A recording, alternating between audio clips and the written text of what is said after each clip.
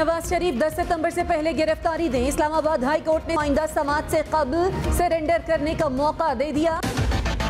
उनको हर सूरत में इधर वापस आना होगा, गिरफ्तारी देनी होगी। की हालत खतरे से बाहर होगी, वो पहले दिन वापस आएंगे। प्राइम मिनिस्टर साहब इंशाल्लाह जुमे के दिन कराची जा रहे हैं। इस दफा वो बड़े क्लियर हैं। अस्सलाम वालेकुम, पाकिस्तान टुनाइट के साथ मैं हूं Syed summer Abbas. Islamabad high court ने मियां नवाज शरीफ को 9 दिन की मोहलत देते हुए 10 सितंबर को से पहले खुद को अदालत के सामने या मुतल्लिका हुकाम के सामने सरेंडर करने का हुक्म दे दिया है। अब क्या मियां नवाज शरीफ पाकिस्तान वापस आएंगे अपना इलाज तर्क करके? ये बड़ा अहम सवाल है और इस पर मियां नवाज शरीफ की हिकमत अमली अब तक की जो सामने आई है, मेरे ज़राए से मालूम हुई है, वो मैं प्रोग्राम में आगे चल के आपको बताऊंगा। बड़ी दिलचस्प हिकमत अमली मियां साहब ने बनाई है कि उन्होंने क्या करना है, क्या वो वापस आना है, नहीं आना, करना क्या है, अदालत को जवाब क्या जमा करवाना है, ये प्रोग्राम में आगे चल के मैं आपके साथ शेयर करूंगा।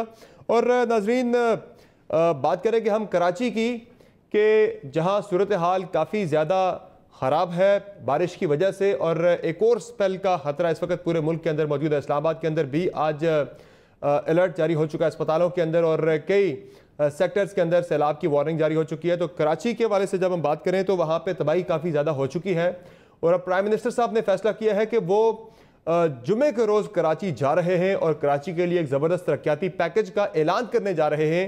लेकिन इस मरतबा सिंध हुकूमत को ऑन बोर्ड लिया जाएगा। असद उमर साहब तो ये कहते हैं कि तरक्याती प्लान की मंजूरी खान साहब ने दे दी है और सिंध हुकूमत के साथ ये प्लान शेयर भी कर दिया गया है। तो बड़ी अच्छी बात है कि मिल के कराची के मसाइल के हल के लिए आगे चल के जो प्लान बन रहा है, तरक्याती प्लान।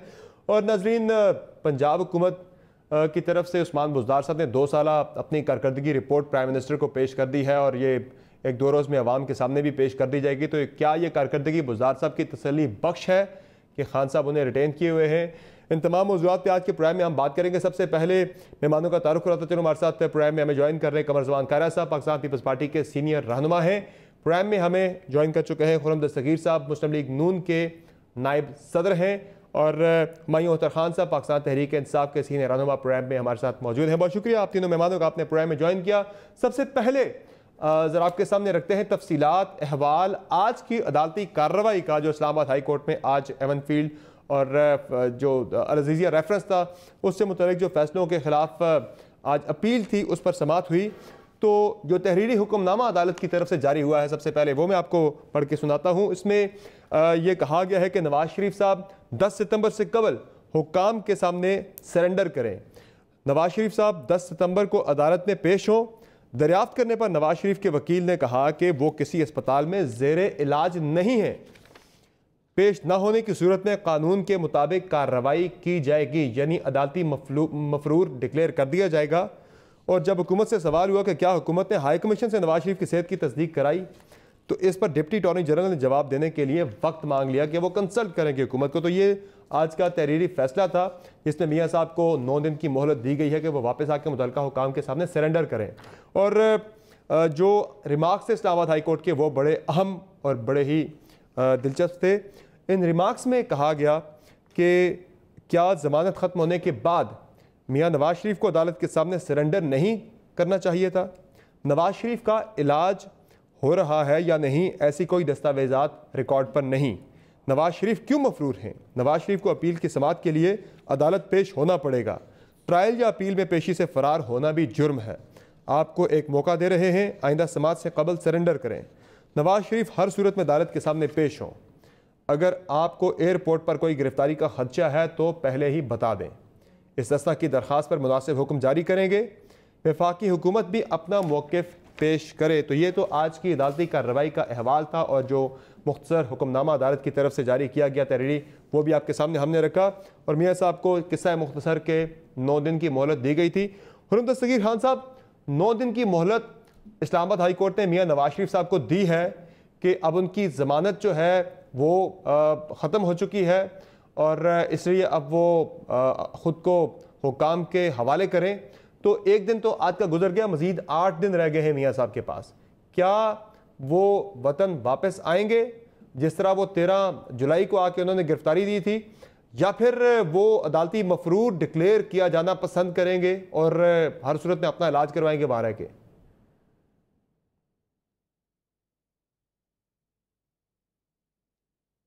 मुझे आवाज नहीं आ रही खुरम दस्तगीर खान साहब की। सर अपना माइक ऑन कीजिएगा, आपकी आवाज नहीं आ रही मेरे तक। माइक ऑन हो गया जी। Can you hear me? जी, मियां नवाज शरीफ की सेहत जो है उनकी पार्टी की और पाकिस्तान के करोड़ों लोग जिन्होंने उनको वोट दिए थे उन सब की पहली तरजीह है। अदालत के सामने वो हमेशा सर तस्लीम खम किया है। 200 से ज्यादा दफा वो नैब की अदालत के सामने पेश हुए जब उनके ऊपर रेफरेंस का ट्रायल हो रहा था। लेकिन समर साहब, ये अवाम को और आपके नाजरीन को समझाना जरूरी है कि आज जो अदालती कार्रवाई थी उसका मियां साहब की जो बाहर जाने की जमानत है उससे कोई ताल्लुक नहीं है। वो एक अलहदा केस है और मियां साहब की जो बाहर जाने की जमानत थी वो लाहौर हाई कोर्ट ने ली थी, जहां अभी तक कोई कानूनी कार्रवाई नहीं हुई। ये वो अपील है जिसकी जमानत मियां नवाज शरीफ की सितंबर 2018 में इस्लामाबाद हाई कोर्ट ने ली थी, 2 साल पहले। आज उसकी अपील की हियरिंग हुई है, लेकिन ये कहना कि उनकी जमानत खत्म हो गई है ये दुरुस्त नहीं है। उनकी जमानत जिस केस में आज वो पेश हुए हैं वो अपनी जगह पर पूरी तरह मौजूद है और अब उनका ट्रायल जब होगा आगे चलेगा, जो अपील का प्रोसेस है तो उस पर हम देखेंगे। जो अगर हम अपना नुक्ता नजर अदालत के सामने रखेंगे और अगर अदालत उसके बावजूद जो है वही हुक्म करती है तो मियां साहब इसके ऊपर बहुत संजीदगी से गौर करेंगे। उनकी पहली तरजीह हमेशा ही अपने मुल्क और अपनी सरजमीन पर वापसी की होती है। लेकिन खुरम साहब, ये तो आज अदालत ये कह रही है कि 27/2/2020 को पंजाब हुकूमत ने मियां साहब की ज़मानत में तोसी नहीं की, तो उसके बाद जो एपेलेंट है यानी मियां नवाज शरीफ साहब हैं, उनकी जो सस्पेंशन ऑफ सेंटेंस है या फिर उनकी जो ज़मानत है वो लैप्स हो चुकी है। ये मैं वही कहता हूं उनकी देखिए मियां नवाज शरीफ की 2 जमानतें जी नहीं, ये 2 जमानतें हुई है, दोनों को अलग-अलग करना है। एक जमानत हुई है एवन फील्ड रेफरेंस में जिसकी आज पेशी हुई थी। बिल्कुल। दूसरी जमानत जो उनकी खराबी सेहत की बुनियाद पर हुई थी वो अल अजीजिया रेफरेंस में हुई थी। तो अदालत ने दोनों का आज हवाला दिया है और यही मामला हम अदालत के सामने रखेंगे कि यहाँ ये लाहौर हाई कोर्ट की ज्यूरिसडिक्शन है कि वो इसका फैसला करे कि उस मामले में अल अजीजिया वाले मामले में जो है क्या कानूनी सूरत हाल है। हम वहां भी अदालत से रुजू करेंगे। लेकिन जिस तरह मैंने कहा और आपने दुरुस्त तौर पे नाज़रीन को याद दिलाया कि जब भी अदलिया के सामने और उसके फैसलों के ऊपर अमल दरामद का मौका है तो मियां नवाज शरीफ 7 समुंदर पार से भी आकर अपनी बेटी के साथ जो है वो जेल में गए हैं, तो उनको इससे तो कोई इशू नहीं है। इशू सिर्फ यही है कि पाकिस्तान में जो एक बहुत ही भयानक एहतसाब के नाम पर इंतकाम का खेल खेला गया है, उस पर हम अपनी जो कानूनी चाराजोई है वो जारी रखेंगे, जो अवामी राब्ता है वो जारी रखेंगे और कानून के मुताबिक हमने चलना है। सही है, लेकिन अब अदालत ने कह दिया, आप अदालत को मजीद आप कह रहे हैं कि क्लैरिफाई करेंगे कि ये पोजीशन जरा डिफरेंट है, चीजें जरा डिफरेंट है, उनको उनके कॉन्टेक्स्ट में रख के देखा जाए। लेकिन जो लंदन से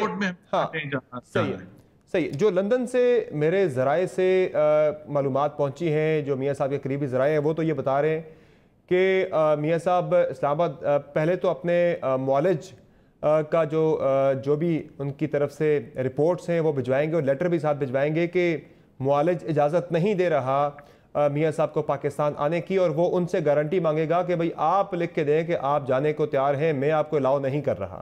उसके बाद फिर मियां साहब जो है वो इस्लामाबाद हाई कोर्ट को लिखेंगे कि अगर अदालत ज़मानत देती है, अगर अदालत गारंटी उठाती है, जिम्मेदारी लेती है कि मुझे वापस आने की सूरत में अगर मेरी सेहत पे किसी किस्म का कोई असर पड़ता है, जान को ख़तरा होता है, तो फिर अदालत उसकी जिम्मेदार होगी, तो तब वो वापस आएंगे। अगर अदालत इसकी जिम्मेदारी लेती है तो वो जिम्मेदारी इस्लामाबाद हाई कोर्ट पे भी डालने जा रहे हैं।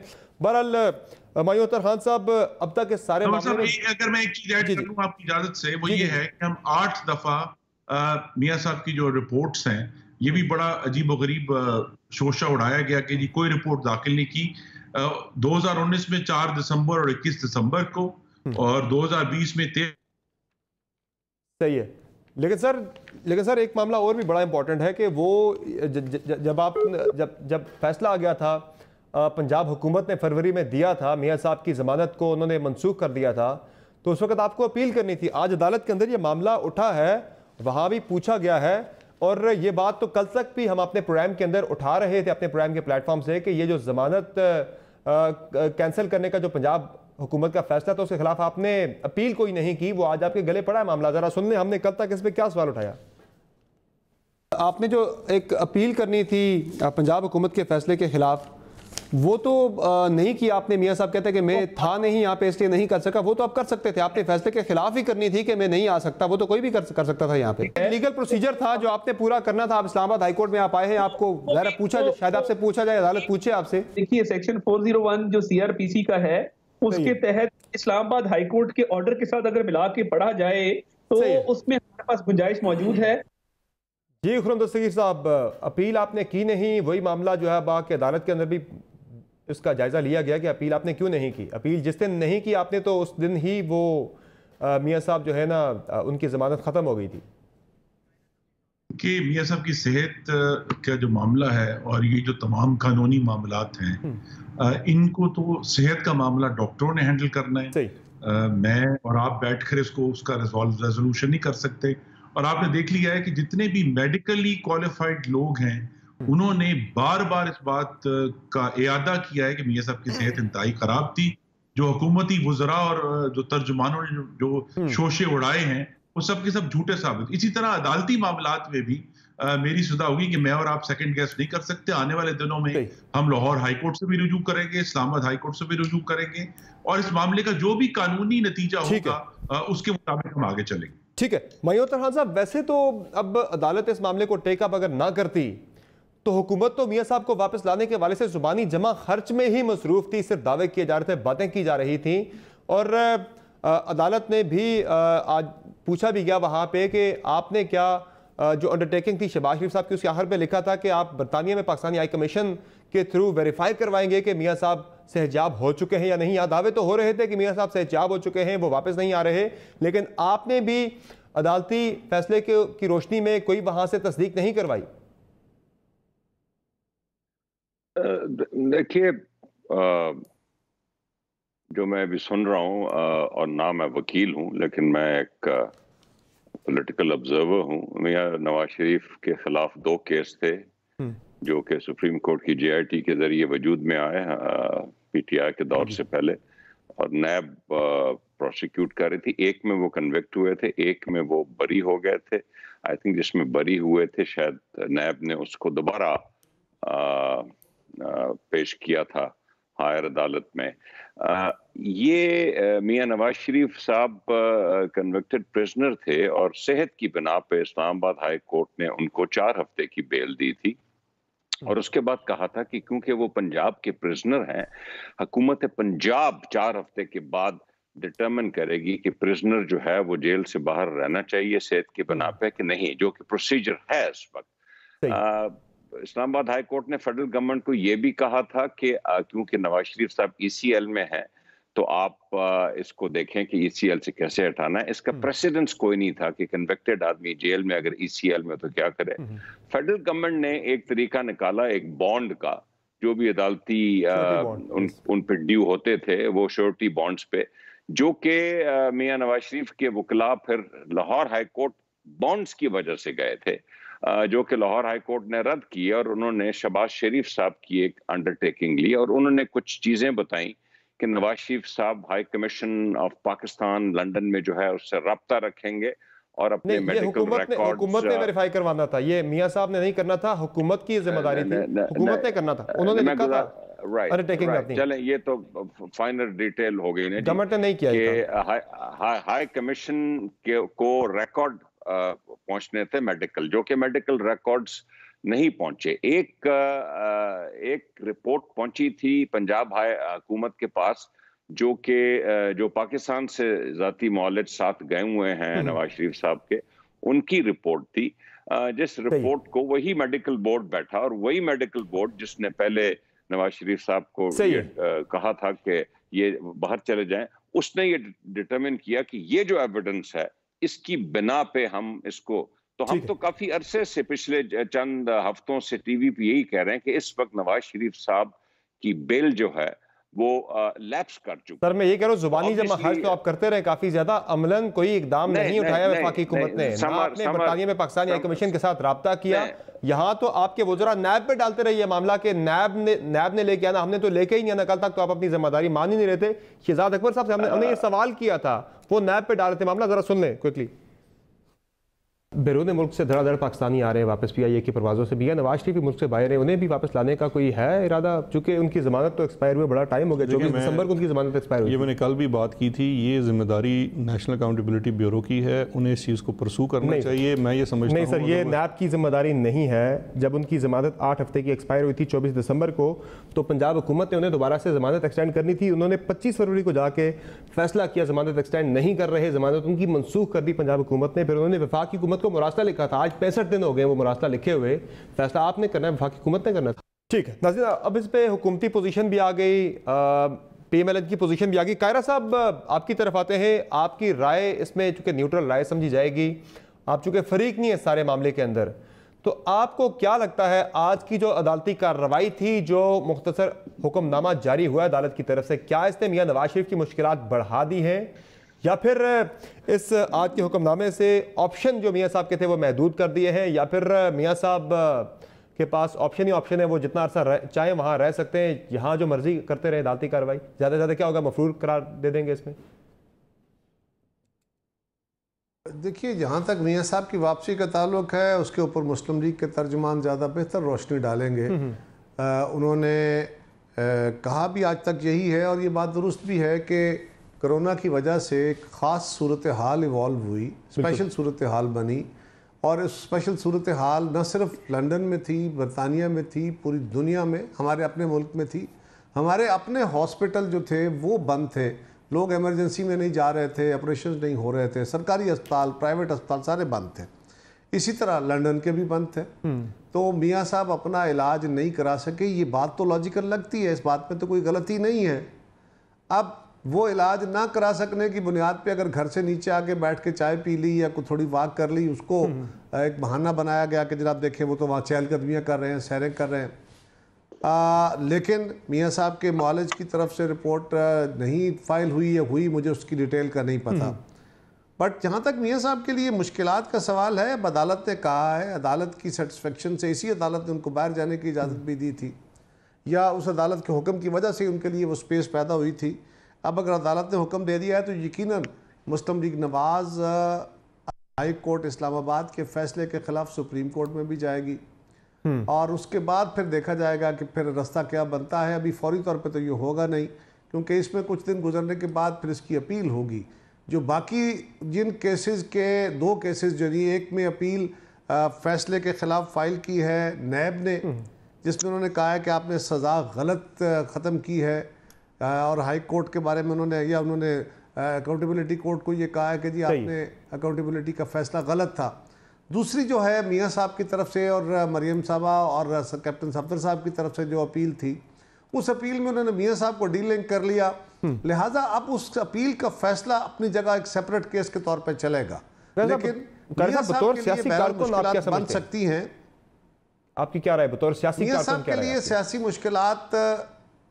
मुश्किलात मियां साहब के लिए बन सकती हैं, और सुप्रीम कोर्ट ने भी अगर उनको कहा कि वो वापस आएँ और फिर दोबारा देखेंगे कि उनको इलाज के लिए अगर बाहर जाना पड़ता है तो चले जाएं।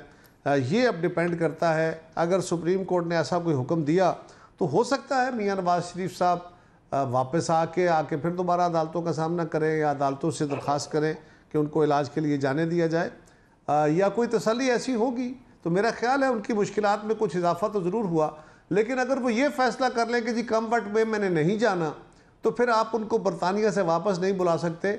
आप तो अल्ताफ़ हुसैन को पूरी रियासत कोशिश करती रही, अब पता नहीं वो कोशिश इतनी ही संजीदा थी जितनी अब करने की कोशिश करेंगे, उतनी ही संजीदा थी, लेकिन आप अल्ताफ़ हुसैन को नहीं ला सके जिन पे सीरियस क्रिमिनल चार्जेस और पाकिस्तानी रियासत से बगावत के इल्ज़ामात थे। मियां साहब पे तो खैर और सूरत हाल है। अच्छा खुर्रम दस्तगीर खान साहब, ये जो कोविड की बात की जाती है, कोरोना आ गया, मियां साहब की सर्जरी नहीं हो सकी, जो उनका इलाज वहाँ पे होना था। अब एक खबर मेरे सामने है, 6 फरवरी को एक खबर आई थी कि मियां साहब ने अपनी सर्जरी कराने से इनकार कर दिया है, क्योंकि मरियम नवाज साहिबा को बरतानिया जाने की इजाज़त नहीं दी गई और वो चाहते हैं कि उनकी सर्जरी हो तो मरीम नवाज उनके साथ हो। अब यहाँ तो इलाज ज़रूरी था। नहीं, ये सिर्फ क्या सराइयाँ हैं और क्या सराइयों की बुनियाद पर खबरें उड़ाई जाती हैं इस तरह की। ऐसी डॉक्टर अदनान का ट्वीट था सर, ये डॉक्टर अदनान का ट्वीट था उस वक्त। ये इशू जो है वो सबसे बड़ी तरजीह उनकी अपनी सेहत है और वो भी अच्छी तरह वाकिफ हैं कि कितना संजीदा ऑपरेशन उनका होना है, जो कैरोटिड आर्टरी का होना है उनके हार्ट से रिलेटेड है, और उससे पहले उनकी जो स्टेबिलिटी है वो भी हमारा मकसद है। आपके नाजरीन को ये मैं कहते हैं ना जी पूरे तस्दीक से बता सकता हूँ कि जो प्लेटलेट्स वाला इशू है वो अभी तक रिजॉल्व नहीं हुआ कि ऑटोमेटिकली यानी नेचुरली उनके प्लेटलेट्स जो हैं वो एक लेवल पे नहीं रहते, उनको बाकायदा उसके लिए इंजेक्शंस लगते हैं रेगुलरली ताकि उनके प्लेटलेट्स का लेवल जो है वो दुरुस्त रहे। और इसी वजह से थोड़ी जो ताखीर हुई है उसके अंदर फिर कोविड का सारा मामला 25 फरवरी को जब पंजाब हुकूमत ने ये बेल कैंसिल की उसके फौरन बाद ही वर्ल्ड वाइड लॉकडाउन हुआ। अब जब खुला है तो आपने देखा ये खबरें भी आई हैं कि उनके इलाज की दोबारा तैयारियां शुरू हो गई हैं। तो हम सबकी तो तरजीह यही होगी। का ट्वीट था वो 6 फरवरी को था, तब कोरोना नहीं आया था सर उस वक्त तक। जी जी, तो जो नहीं कोरोना उस वक्त आ चुका था, पाकिस्तान में पहले केसेस के हैं, लेकिन इशू ये है कि हमें इस सारे मामले के जो मैंने कहा जो मेडिकल एस्पेक्ट है वो अपनी जगह पर अलहदा है, जो कानूनी मामला है वो अलहदा है, और जिस तरह लाहौर हाई कोर्ट में भी और इस्लामाबाद हाई कोर्ट में भी उसको आर्ग्यू किया जाएगा। उसमें ऑफ कोर्स कोविड का जो है वो आर्ग्यूमेंट आएगा कि उन्हीं दिनों में जब ये सारा बेल का ये भी आप याद रखें, आपके नाजरीन को शायद उनके जहन में ना हो कि अदलिया भी छुट्टियों पर थी, पाकिस्तान की अदालतें भी जो हैं वो भी उनकी पूरी तरह फंक्शन नहीं कर रही थी कि ये सारे मामला जो हैं कानूनी तौर पर टेकअप किए जाते। आपने ये देखा कि ये जो अपील जो आज सुनी गई है ये आपने दरखास्त नहीं डाली सर, आपने अपील ही नहीं की, आपने अपील ही नहीं की उस मामले की। अपील करते तो अदालत किसी मामले पे करती, आगे उस सूरत हाल को टेकअप करती। अपील आपने भी नहीं की। लेकिन सर अब मुझे ये बता दें, आगे की बात करते हैं। मैं फिर अपनी बात मुकम्मल करूं समर साहब कि ये भी अपील जो है हमारी ये 2 साल के बाद लगी है। तो ये इशू इस तरह के हैं, अदलिया में इस तरह की ताखीर हो जाती है, तो ये सारे मामलात हम लेकर चलेंगे। लेकिन अहम तरीन मामला यही है कि मियां नवाज शरीफ की सेहत पहली तरजीह है। कानूनी मामलात भी हैं लेकिन उनकी जो बेहतरी और उनकी जो आने वाली सलामती है वो उससे पाकिस्तान की सियासत का भी धारा जो है उसमें भी तब्दीली आएगी, और इंशाल्लाह वो सेहतयाब होके उन्होंने जिस तरह कोर्ट के सामने आज कहा, सबमिट किया कि पहली फ्लाइट पर पाकिस्तान वापस आएंगे। अच्छा हुमायूं खान साहब, डील का एक बड़ा चर्चा रहा, डील का बड़ा तस्करा रहा मियां साहब के बैरून मुल्क जाते वक्त, तो क्या अब वो डील का तासुर ख़त्म हो गया है? ऐसी डील कोई नहीं थी, किसी किस्म की जो गवर्नमेंट ने उन्हें रिलीफ दिया, काबीना की तरफ से जो रिलीफ दिया गया मियां साहब को इंसानी हमदर्दी की बुनियादों पे, बाद में खान साहब ने जिस तरह के बयान दिए वो हाथ मलते रहे कि ये क्या हो गया, मियां साहब निकल गए। ज़रा सुन लें, क्या आपके वुज़रा कहते रहे, मियां साहब के बाहर जाने को एक डील से जोड़ते रहे, ज़रा सुने जी। नवाज शरीफ भी बाहर कमिटमेंट से गए हैं। किसने दी कमिटमेंट? यही कि हम इमरान खान को तंग नहीं करेंगे 5 साल तक। आप अनकरीब देखेंगे कि वही एक जहाज चलेगा और ये लोग मुल्क से चले जाएंगे। पहले अकेली डील की बात हो रही थी, अब पूरे पैकेज की डील हो रही है। अब भी जेल से बाहर जाना, हॉस्पिटल आना, हॉस्पिटल से घर जाना, तो मुस्लिम लीग तो डील की वजह अभी भी डील है यकीनन जी। ये पसे पर्दा कुछ ना कुछ तो है, कहीं ना कहीं कुछ ना कुछ तो हो रहा है। नवाज शरीफ एक अंडरस्टैंडिंग के साथ बाहर गया। हुमायूं खान साहब, आप समेत कई वुज़रा कहते रहे डील है जिसके तहत मियां साहब बाहर गए हैं या जाने वाले थे। अब क्या वो उनके एक्टिव होने की वजह से वो डील टूट गई कि अब आपने भी कहा कि हमने वापस लेके आना है? क्योंकि पहले आपकी तरफ से ये बयान आना शुरू हुए थे, हमने वापस लाना चाहते हैं। जब राब्ते किए उन्होंने मौलाना साहब से, दीगर लोगों से, जितने भी आपने ये क्लिप्स सुनाए हैं उसमें शायद एक मेरा भी है, इसमें कोई ये नहीं कह रहा कि ये डील किससे हुई है, अगर हुई है। जहां तक हमारा ताल्लुक है, नवाज शरीफ साहब की सेहत खराब थी। हुकूमत और मियां साहब की नहीं हुई। ये जो फैसले हुए थे ये पाकिस्तान की अदालतों में हुए थे। या तो आप ये कह रहे हैं काबीना ने जो नहीं, मैं कह रहा हूं काबीना ने जो रिलीफ दिया था, उस रिलीफ की बात कर रहा हूं मैं। स्टेप बाय स्टेप अदालत तो आ जाइए, आप तो 2 हफ्ते से लगे काबीना का रिलीफ जो था वो ECL का था as a consequence of Islamabad high court की बेल था, और इस्लामाबाद हाई कोर्ट ने कहा था कि काबीना इसको कंसिडर करे। उस वक्त सेहत खराब थी, इमरान खान साहब ने पूरी कोशिश की कि उनको बेहतरीन डॉक्टर पाकिस्तान से लाके रिपोर्टों में मैनिपुलेशन की बातें भी कर रहे हैं। नहीं, ये आप उस वक्त की बात कर रहे हैं जब डील का आप कह रहे हैं, या आजकल की बात कर रहे हैं? जो उस वक्त बात थी, उस वक्त आप लोग कहते थे पैकेज डील की बातें करते थे। अभी भी आपके वज़रा कहते हैं यास्मीन राशिद साहिबा ने, दीगर लोगों ने रिपोर्टें मैनिपुलेट की हैं, जाली रिपोर्टें बन गई उस वक्त और देखा भी नहीं है। ये बातें तो आज भी कर रहे हैं ना आपके लोग। अगर आप मुझे मौका दें कि मैं आपके बहुत से सवालों का जवाब दे सकूं, थोड़ा सा जरा मुझे मौका दीजिए।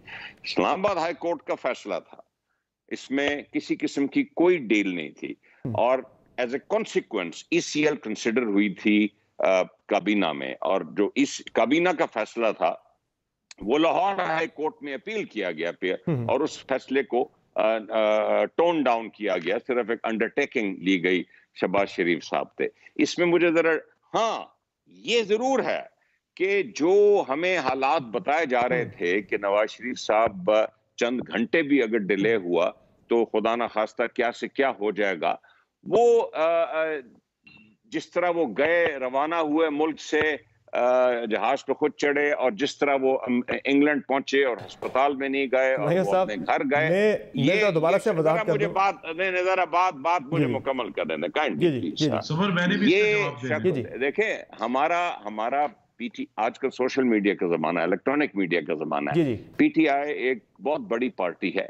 PTI में भी बहुत से सवालात उठते हैं हमारे जो सपोर्टर्स हैं, हमारे जो वर्कर्स हैं, कि भाई ये तो ठीक ठाक नजर आ रहे हैं, इस वजह से ये शक व शुबात पैदा हो रहे हैं। दूसरा ये कि रिपोर्ट्स को सीधा डील से जोड़ देना, ये क्या मुनासिब बात थी? ये नहीं, डील के जिन लोगों ने कहा वो काबिल एहतराम लोग हैं।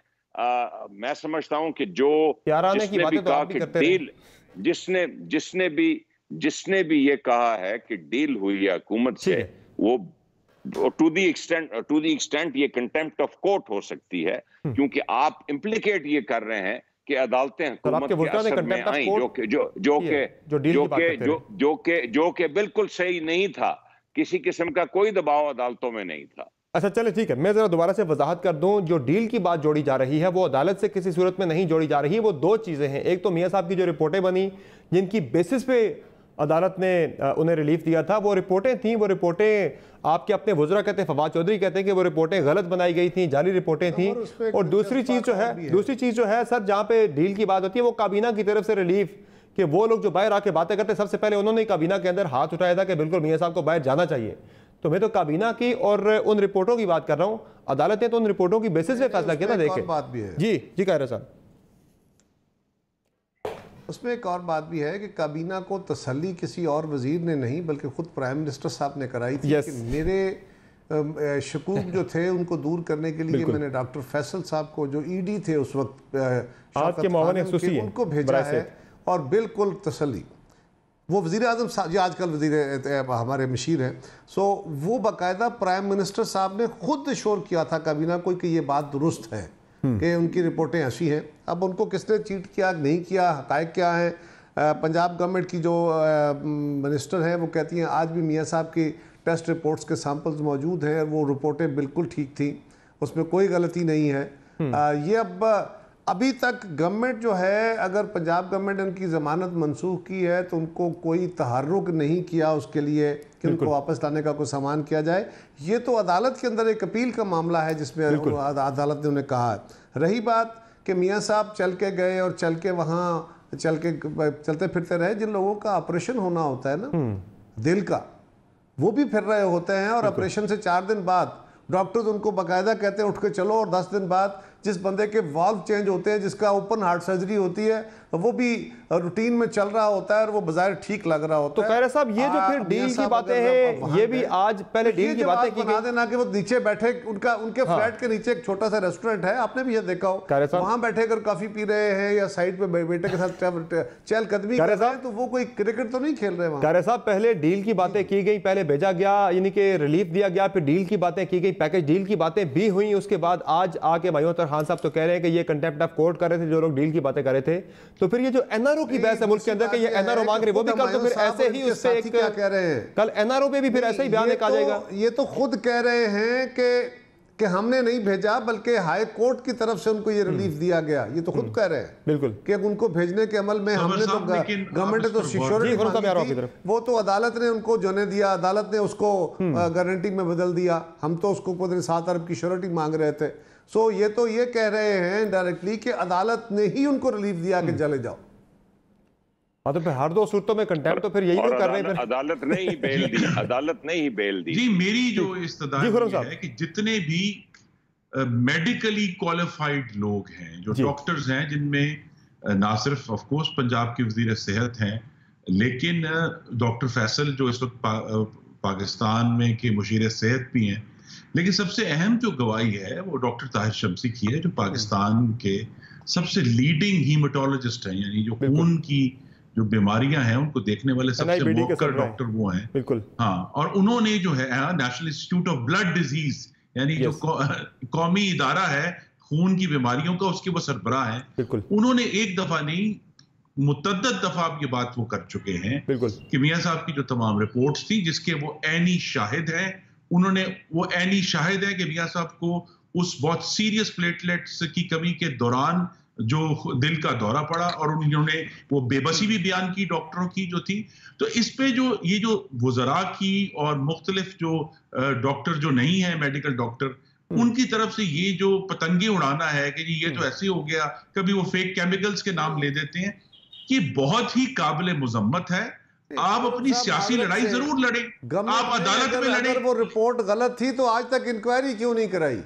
बिल्कुल नहीं, और वो सारे लोग जो हैं, डॉक्टर फैसल सुल्तान जो मुशीर सेहत हैं, और काबीना वो क्यों अभी तक वो मुशीर सेहत कैसे बन गए? अगर उन्होंने यही सवाल है, दुरुस्त कह रहे हैं कायरा साहब, कि अगर डॉक्टर फैसल सुल्तान की रिपोर्ट जो है वो झूठी थी और फ्रॉड थी, तो वो पाकिस्तान के मुशीर सेहत बनकर किस तरह बन गए हैं वो? या अगर डॉक्टर ताहिर शम्सी की रिपोर्ट झूठी थी, तो आज भी क्यों national institute of blood disease की हेड वो किस तरह है? और मोहतरमा डॉक्टर फिर आज जो खुर्रम तस्कीर खान साहब, आज जो एनआरओ की बात की जाती है, ये फिर इसी डील की तरह की ही एक शोशा है।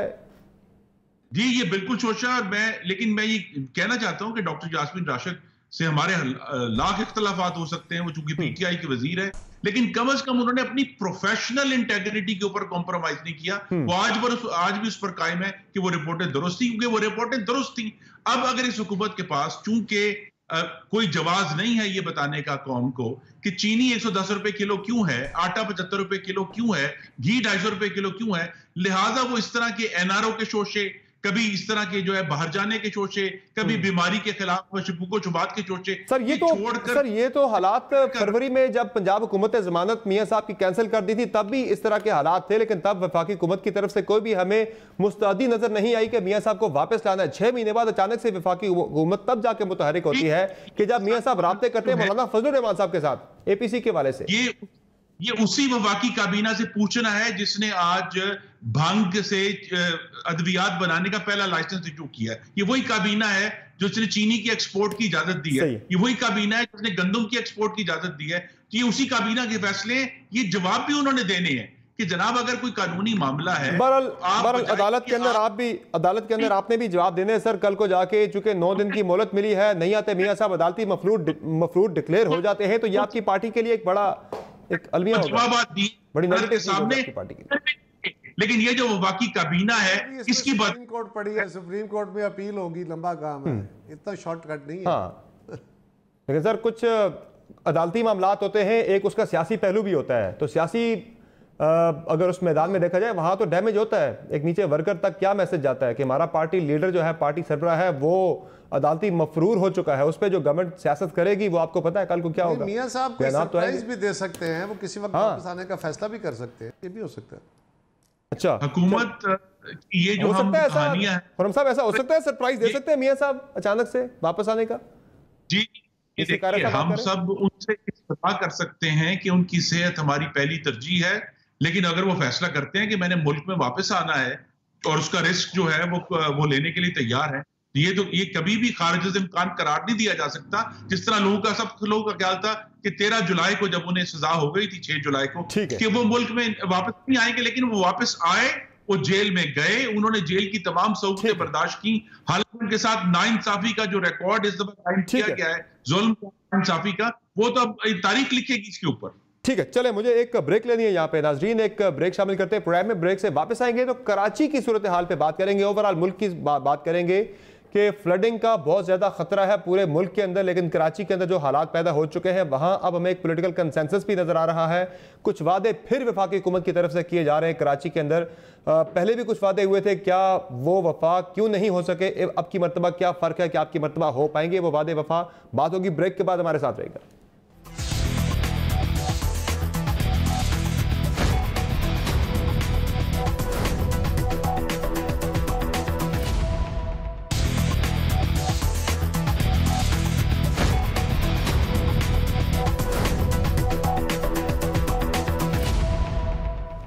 प्रोग्राम में आपको फिर से खुशामदीद कहेंगे नाज़रीन, और अब बात हो जाए कराची की सूरत हाल पर, जिससे मुतल्लिक वज़ीर-ए-आज़म ने फैसला किया है कि अब वो जुमे को कराची का दौरा करेंगे, जहां कराची के लिए तरक्याती पैकेज का ऐलान किया जाएगा, लेकिन सिंध हुकूमत को ऑन बोर्ड रखते हुए। क्या कहा शिबली फराज साहब ने इस बारे में, ज़रा सुन लें।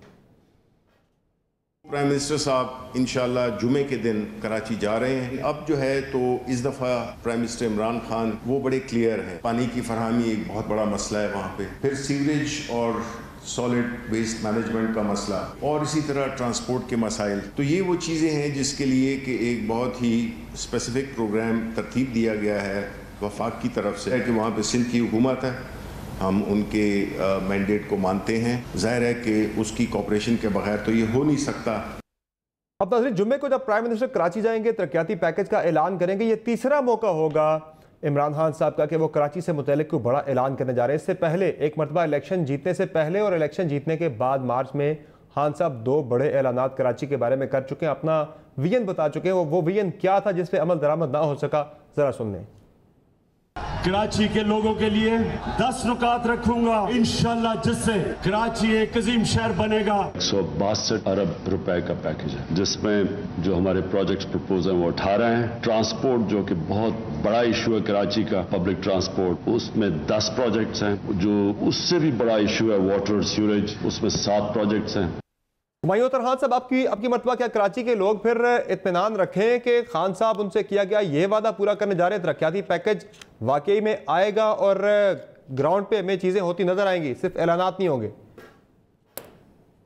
देखिए, ये जो आपको सूरत हाल नजर आती है, ये कोई चंद माह का नतीजा नहीं है। बिल्कुल, ये जब स्ट्रक्चरल आपके बहुत मेजर ड्रॉबैक्स होते हैं सिस्टम में, ये उसके नतायज फिर नजर आते हैं। वैसे तो काम चलता रहता है, लेकिन थोड़ा सा एक्स्ट्राऑर्डिनरी इवेंट पे ये जो आप देख रहे हैं ये होता है। मेरी नजर में बुनियादी वजह ये है कि 2008 के बाद जो लोकल बॉडी सिस्टम था, जो ग्रास रूट तक बनाया गया था, जो डिलीवर करता है गली मोहल्लों में, उसको बहुत ही कमजोर कर दिया गया। और ना सिर्फ ये, बल्कि उसकी फंडिंग भी ना होने के बराबर। आप ये जो मेयर कराची की प्रेस कॉन्फ्रेंस जो जाते हुए उन्होंने की है, सिर्फ वो सुन लीजिए एक बार, वो सारा का सारा बता देती है।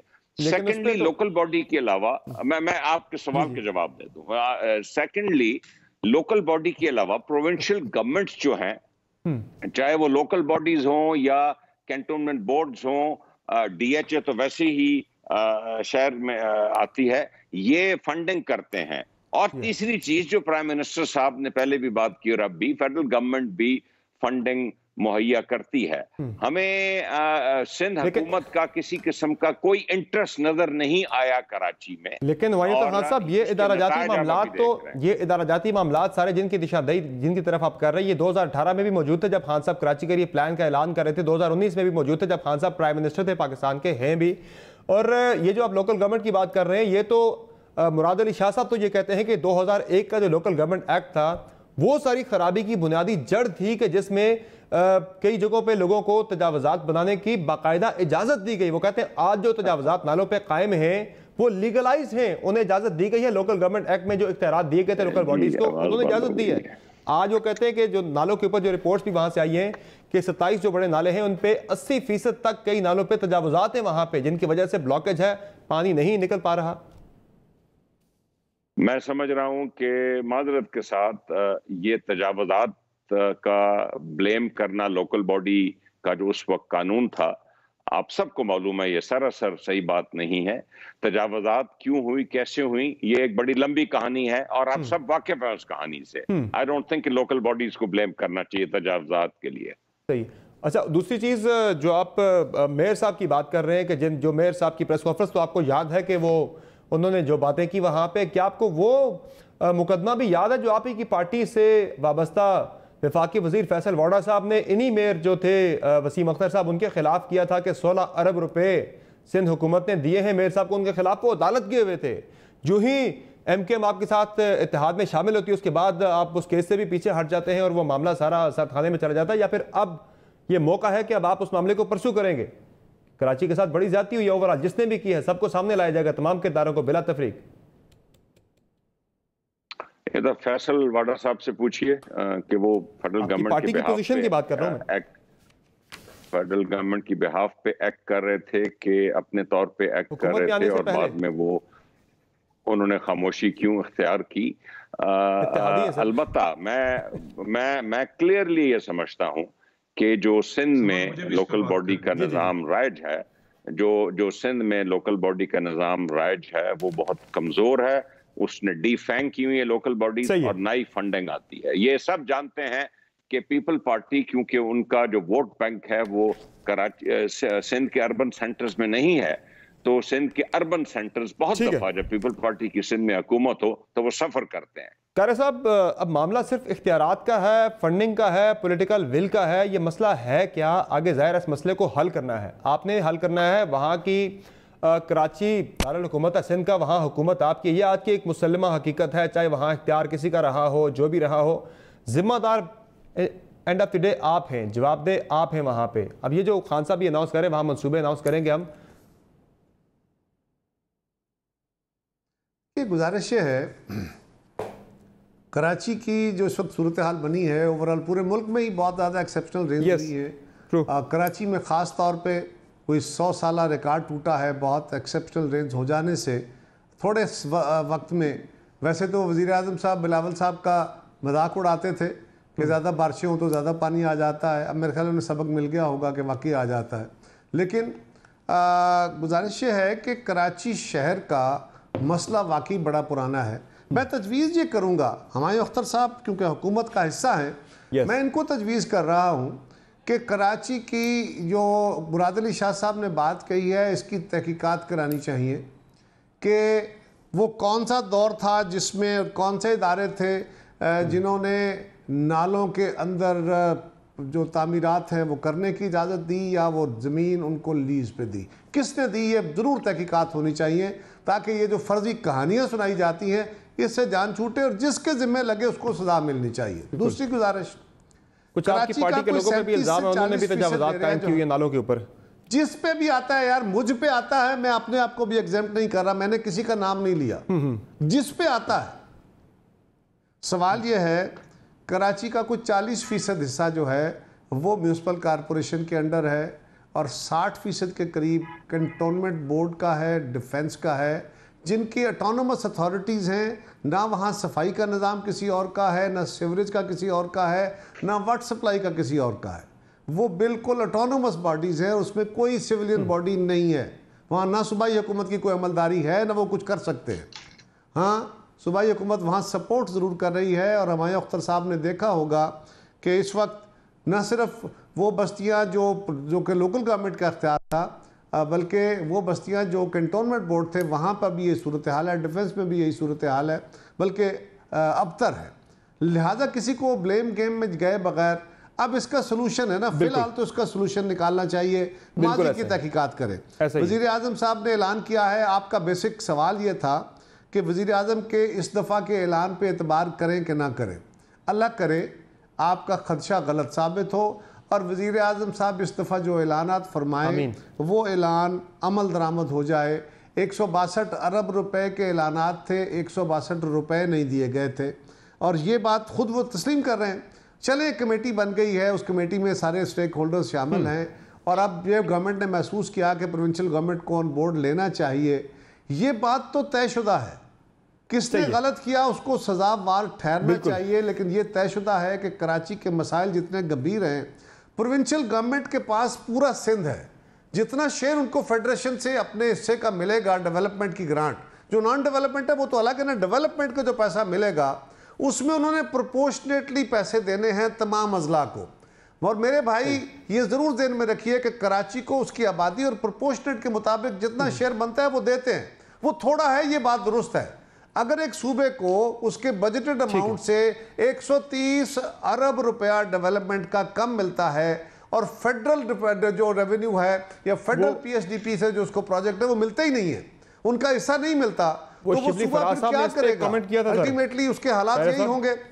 इस पे शिबली फराज साहब ने कमेंट किया था कल, वो कह रहे थे कि ये पैसे हम इसलिए नहीं देंगे, कराची वो कह रहे थे 10 अरब डॉलर हमसे मांगा जा रहा है, हम नहीं देंगे, होंगे फिर भी नहीं देंगे कि ये पैसे तो ओमनी के अकाउंट में चले जाने। अच्छा जरा सुन ले जरा आप भी।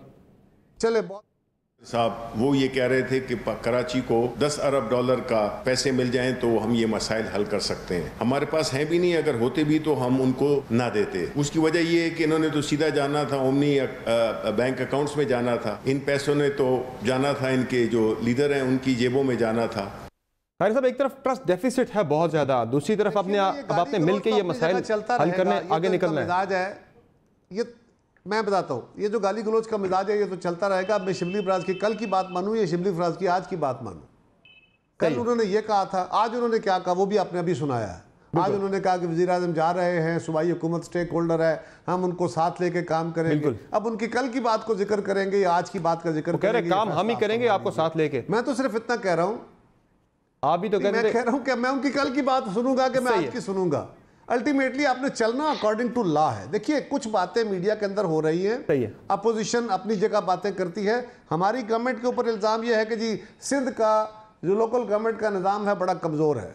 अरे भाई आपने पंजाब में 1.25 साल से लोकल गवर्नमेंट ही पैकअप कर दिया है, सही है। और आप जो निज़ाम लाना चाह रहे हैं वो जमहूरी निज़ाम की तरह शिबली साहब की तरह लोकल गवर्नमेंट का जनाजा निकालने जा रहे हैं। शिबली साहब की तरह मैं भी आपकी कल की बात मानूं या आज की बात मानूं, कल आप भी कह रहे थे कि ये हुकूमत ज़हर कातिल है, इसके साथ तो पाकिस्तान चल ही नहीं सकता। जरा सुना दें कारी साहब, आप कल तक क्या बात कर रहे थे जरा?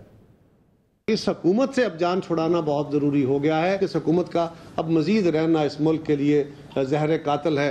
अब पाकिस्तान और इमरान खान साथ साथ नहीं चलेंगे।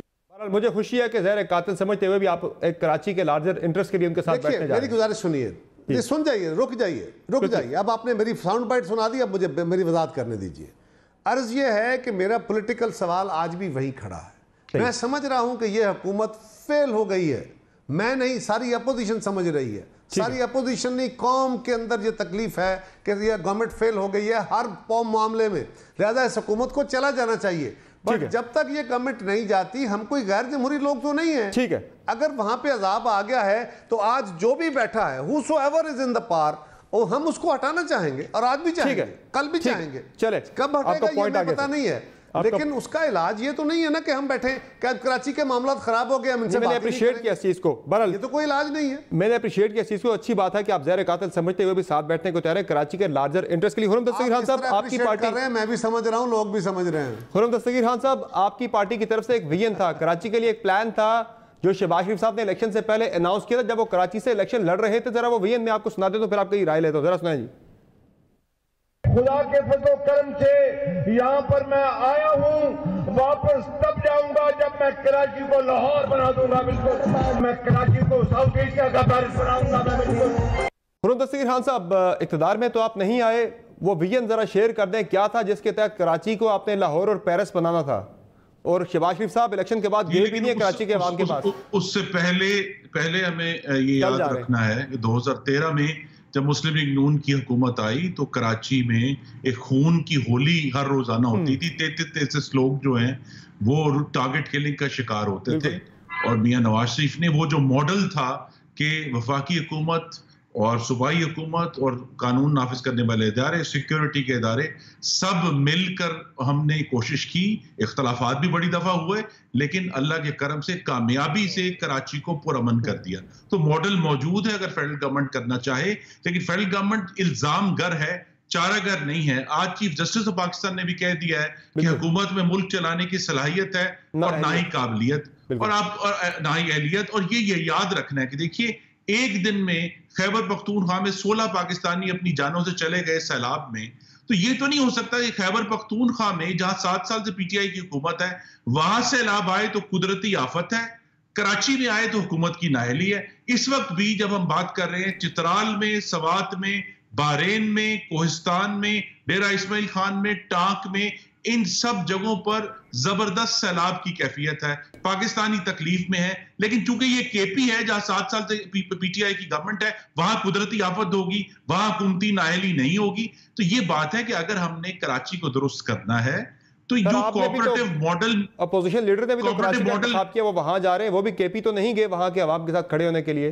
अच्छी बात है, जा रहे हैं जी, लेकिन जहां बड़ी तकलीफ है वहीं जाएंगे ना। कराची में पाकिस्तान 2.5 करोड़ पाकिस्तानी रहते हैं, उनको जाकर बताना है हमने कि भी किस तरह एक, जैसे कहा जी लाहौर बनाएंगे। लाहौर में क्या हुआ है? लाहौर में यही हुआ है कि शहबाज शरीफ साहब ने पूरी मेहनत के साथ, सालों की मेहनत लगी है, लाहौर का जो ट्रांसपोर्ट का इंफ्रास्ट्रक्चर है, सीवरेज का इंफ्रास्ट्रक्चर है, वहां जो ओवरऑल सफाई और दूसरे मामलात हैं उसको दुरुस्त किया, और इतना दुरुस्त किया कि 2 साल की बेतवज्जही के बावजूद अभी भी लाहौर में उस तरह की तबाही नहीं होती। लेकिन इस दफा लाहौर में भी बहुत तबाही हुई है। लेकिन इशू सिंपली ये है कि हमें एक जो सूबे हैं उनकी हैसियत तस्लीम करनी है। मुझे सबसे ज्यादा खुशी हुई, जो आपने जुमला उसके ऊपर ज्यादा गौर नहीं किया, लेकिन शिबली फराज साहब ने कहा कि हम सूबाई हुकूमत का मैंडेट तस्लीम करते हैं। बिल्कुल यही बात है कि हम सबको एक दूसरे को तस्लीम करना है।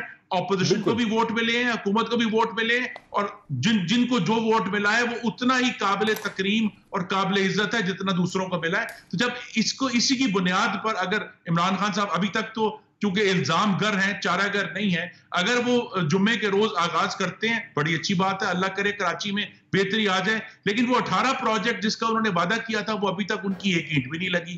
ये इधर जिक्र हो चुका है कि 162 अरब में से 162 रुपए भी नहीं आए। और किसी भी तरह, ये देखिए इस कोविड के दौरान भी वजीर आजम ने अपना जहाज भेजा वुज़रा को देके कि जाके हमला करो।